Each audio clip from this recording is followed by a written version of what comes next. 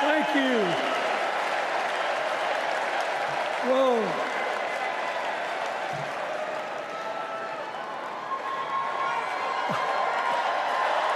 Let me ask you something. After the last 2 days, aren't you proud to be a Democrat? And I am very grateful to the Republicans and independents that have joined us, have been up here on the stage, and I hope they feel better about it now. Because I've seen all these things that even I have to be reminded of from time to time when I get my spirits down. I love seeing the Obamas here. I love seeing President Biden. And I thought Hillary gave a great speech, too. And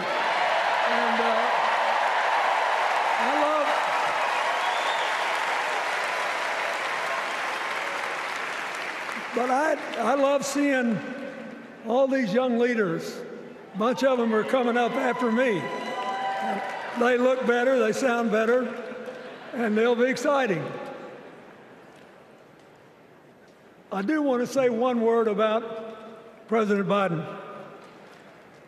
Remember, he had an improbable turn that made him president. And we were in the middle of a pandemic and an economic crash. He healed our sick and put the rest of us back to work. And he strengthened our alliances for peace and security. He stood up for Ukraine. He's trying desperately to get a ceasefire in the Middle East.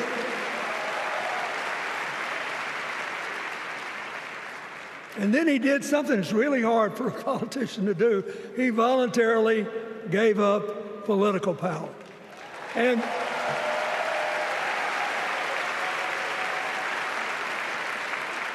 George Washington knew that, and he did it.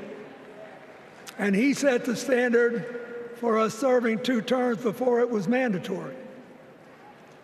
It helped his legacy, and it will enhance Joe Biden's legacy. And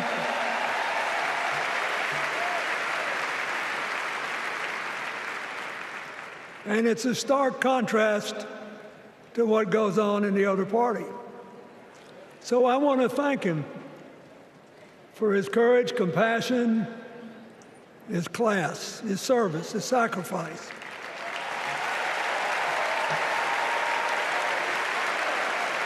Joe Biden, thank you. And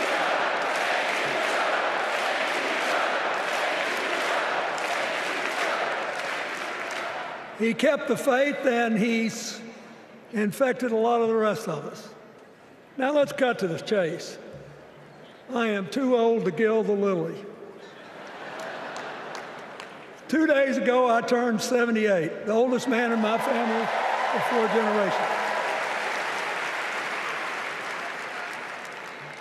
And the only personal vanity I want to assert is I'm still younger than Donald Trump.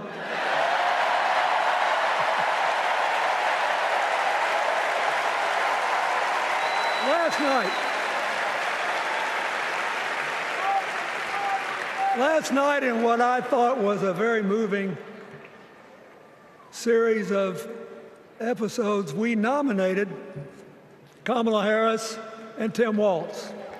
And just think about that. 2 leaders with all-American but still improbable life stories. It could only happen here. Their careers, after all, started in community courtrooms and classrooms. 2 leaders who spent a lifetime getting the good job done. Now, one of the things that I've noticed over my increasingly long life, that a presidential election is unique in several ways. First of all, it's the greatest job interview for the greatest job in the world. Secondly, the Constitution says we, the people, get to do the hiring. And the third thing is that every 4 years, we get to change the requirements for the job. So here's what I'm thinking, because I try to apply this in every election. Will this president take us backward or forward? Will this president give our kids a brighter future? Depends. Will this president bring us together or tear us apart? Will the president increase the peace, security, and stability and freedom that we enjoy and extend it to others as we can? We, the people, we have to make a decision about these kind of questions. And every 4 years, it's a little different because the people come at the candidates, and they say, as they're saying now, here are our problems, solve them. Here are our opportunities, seize them. Here are our fears, ease them. Here are our dreams, help them come true.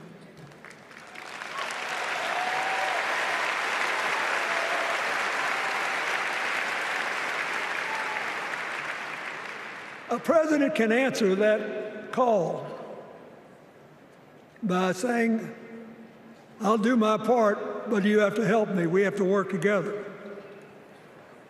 Or you can dodge what needs to be done by dividing, distracting, and diverting us. So in 2024, we got a pretty clear choice, it seems to me. Kamala Harris for the people,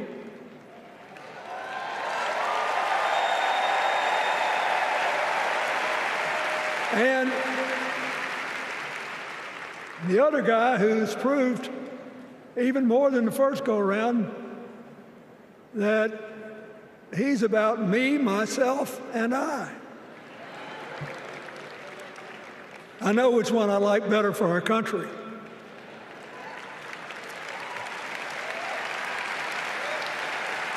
Kamala Harris will work to solve our problems, seize our opportunities, ease our fears, and make sure every single American, however they vote, has a chance to chase their dreams. You know, when she was young, she worked at McDonald's. And she greeted every person with that 1,000-watt smile and said, "How can I help you?" Now she's at the pinnacle of power, and she's still asking, "How can I help you?"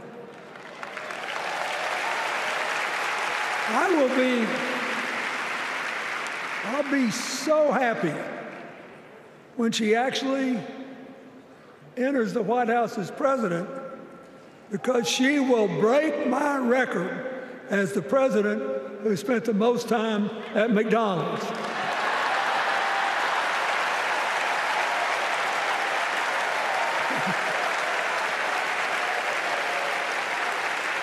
Now, but we got an election to win. And remember, we've got a guy that's pretty good at what he does. Donald Trump has been a paragon of consistency.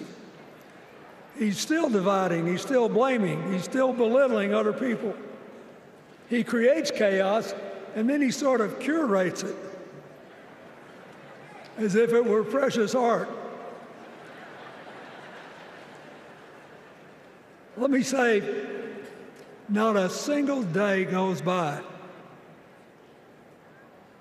even though I've been gone for well over 23 years from the White House, not a day goes by that I don't thank the Lord for the chance I had to serve and what it meant.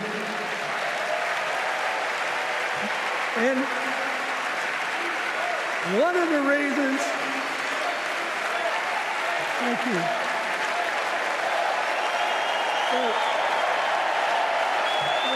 Wait.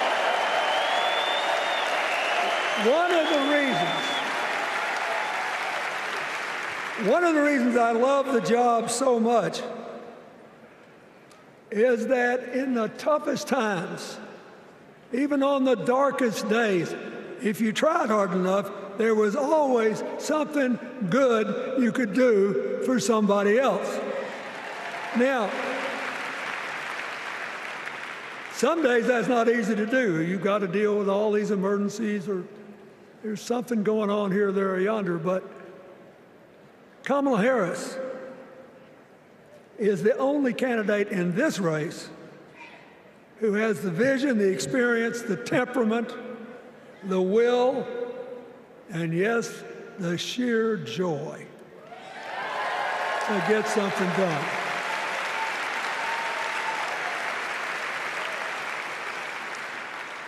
I mean, look, what does her opponent do with his voice? He mostly talks about himself, right? So the next time you hear him, don't count the lies. Count the eyes.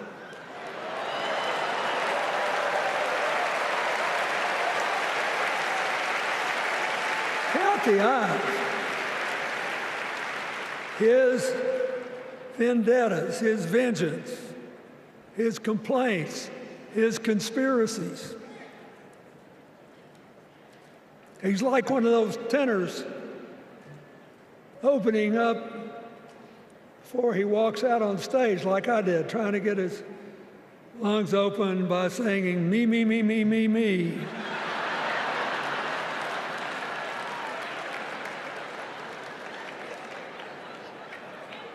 When Kamala Harris is president, every day will begin with you, you, you, you.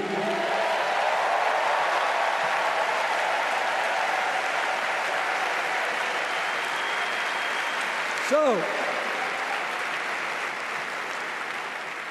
we got to ask ourselves the questions if we're going to hire a president.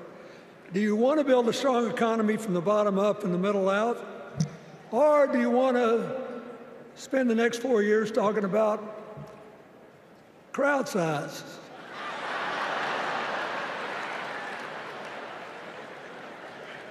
You're going to have a hard time believing this, but so help me, I triple-checked it.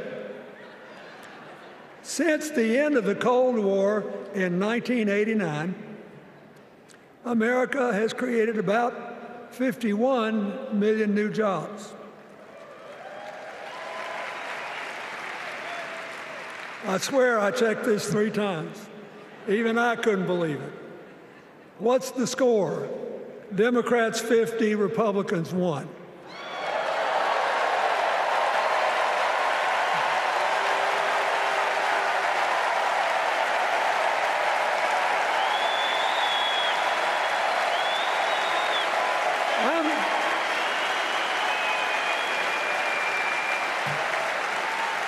I'm glad that we've got a championship-winning coach on our team.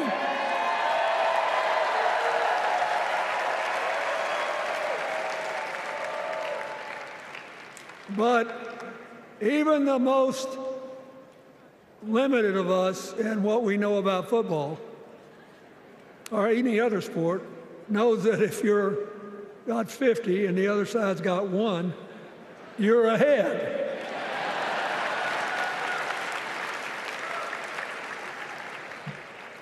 What about affordable housing? It's a terrible problem in America now. We need more. And affordable health care. That's why the Democrats put a limit on monthly payments for insulin and a $2,000 a year out-of-pocket limit, and are trying to cover more drugs by bargaining for prices. We need more financing for small businesses. We need still to strengthen our alliances.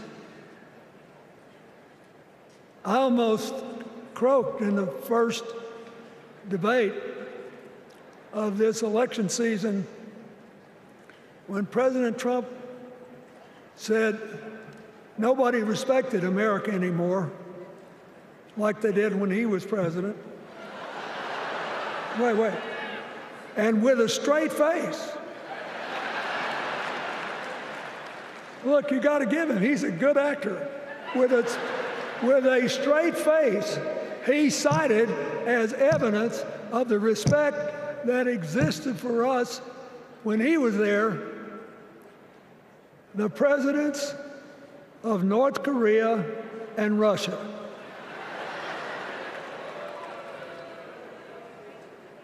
I'd rather have the people who respect us now.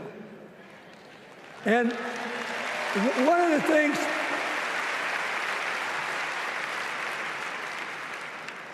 is when you send a signal to the other countries, you want them to know whether they agree with you or not, at least that you're on the level. Here's where you are and what you believe.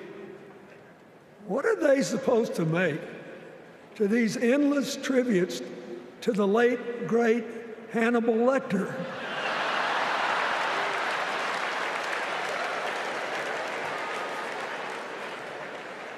I mean, President Obama once gave me the great honor of saying I was the explainer-in-chief. Folks, I've thought about it, and I don't know what to say.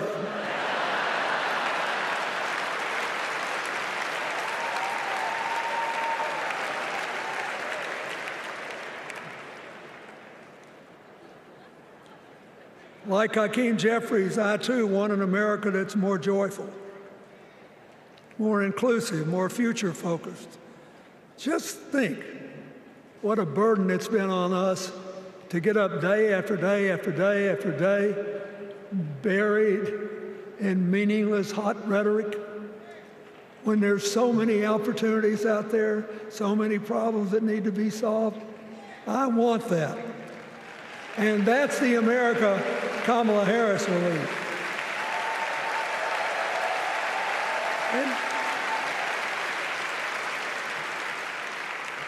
she's already made her first presidential decision, and she knocked it out of the park when she asked Governor Tim Walz to be her nominee for vice president.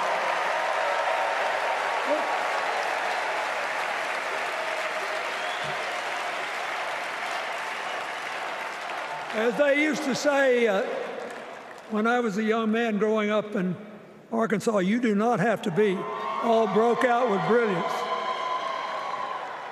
You just look at Tim Walz, listen to him, follow his record as a teacher, as a coach in the National Guard, as a congressman where he was the only Democrat, save one, elected in that district in more than 100 years. And he stayed a long time. And then he became a great governor. And by all accounts, he was a crack shot who had the courage among his rural constituents to say, we do not need these assault weapons available to people who can kill our kids in school.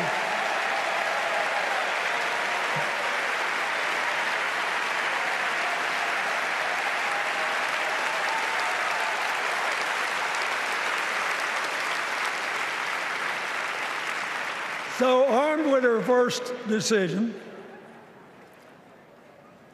Kamala Harris confronts an interesting dilemma. we're going to walk out of here feeling pretty good, I think. We've got energy, we are happy, we feel like a load's off our shoulders. And we know we're just being asked to fight the same fight that the forces of progress have had to fight for 250 years.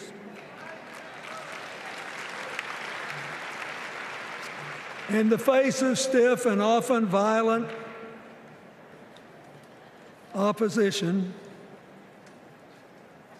we have to find a way to go forward together, where we, the people, make our union more perfect. So that's a good thing. How could we possibly lose? Kamala Harris has fought for kids her whole life that were left out and left behind. She's taken on gangs trafficking across the border. She's fought to protect the rights of homeowners. She's been our leader in the fight for reproductive freedoms, and we know a majority of the American people are with us on that.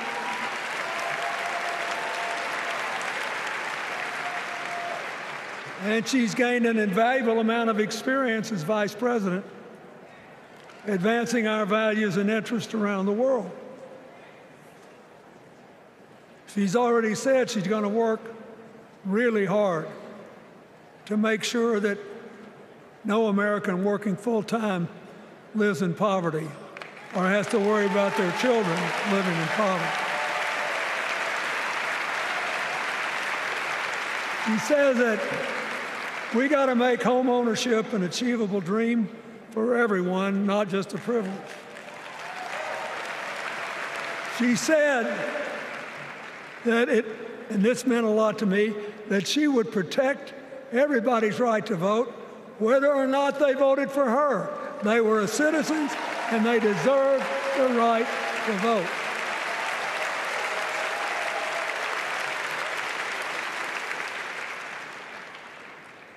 The other day, her opponent implied that as his people voted one more time, they'd be able to rig it from now on and they wouldn't have to vote again.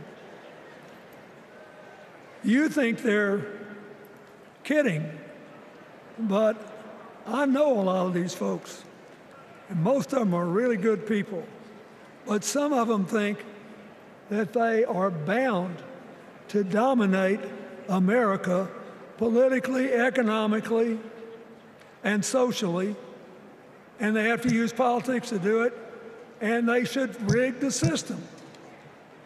I don't believe that. And so here's what I want to tell you. We've seen more than one election slip away from us when we thought it couldn't happen, when people got distracted by phony issues or overconfident. This is a brutal, tough business. I want you to be happy. One of the reasons that President-to-be Harris is doing so well is that we're all so happy.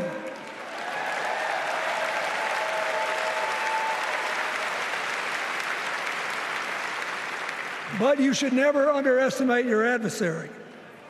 And these people are really good at distracting us, at triggering doubt, at triggering buyer's remorse. As the Obama said so eloquently last night, they are human, you know. They're bound to make a mistake now and then. We got to be tough. And so, as somebody who spends a lot of time in small towns and rural areas in New York and Arkansas and other places, I urge you to talk to all your neighbors. I urge you to meet people where they are. I urge you not to demean them, but not to pretend you don't disagree with them if you do. Treat them with respect, just the way you'd like them to treat you.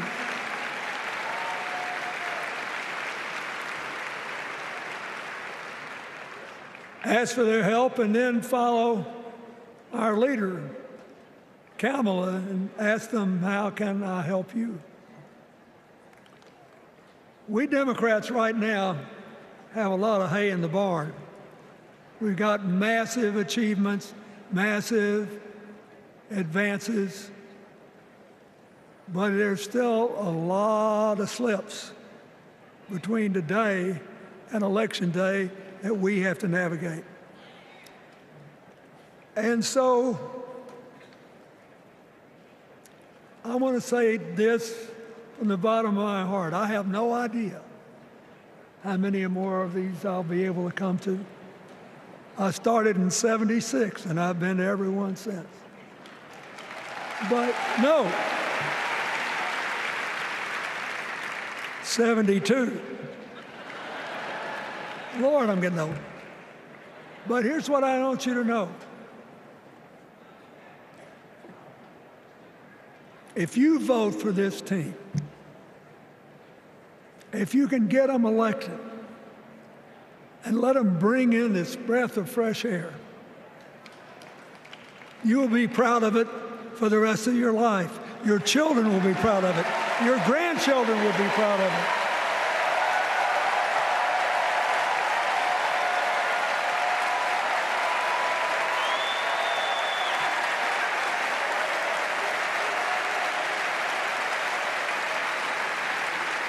Take it from a man who once had the honor to be called in this convention the man from hope. We need Kamala Harris, the president of joy, to lead us. So,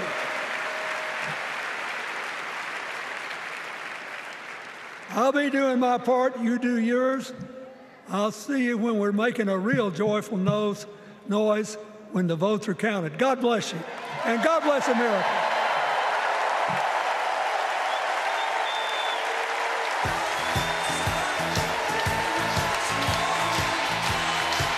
And there's that Fleetwood Mac song.